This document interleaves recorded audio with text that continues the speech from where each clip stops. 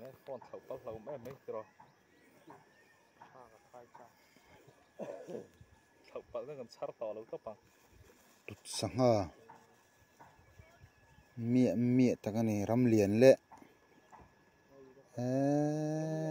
cái tụi nó làm chủ tắc khu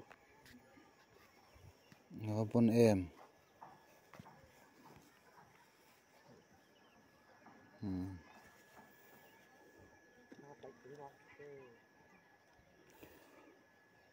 anh tiết tăng trổ cái gì ngã chun thì thuang ngã liền hậu cái chú khuyên sang hang ấy mỏ sang có lò mà lúc corsi mà có thể nếm mía lâu rồi năn này khuan mỏ phát đi lâu khu phải liền lúc tức khu má phải cắn lấy bẹt lại đúng em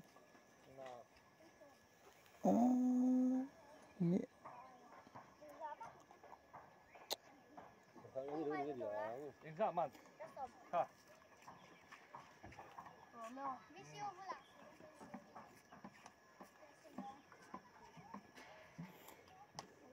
ê suy khi rằng ina bịa bẹt mi khắc cả đor khắc nang mà ni ta niệm hay mi ma khan bịa bẹt khắc khắc oil palm khắc som đi man cái đor khắc khu liền tắc bon tắc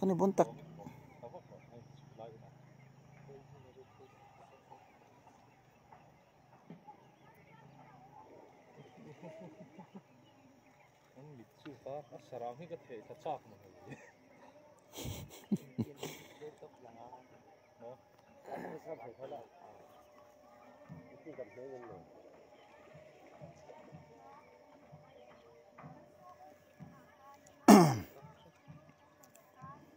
mong chút khen là tao bằng cái đó khen là vâng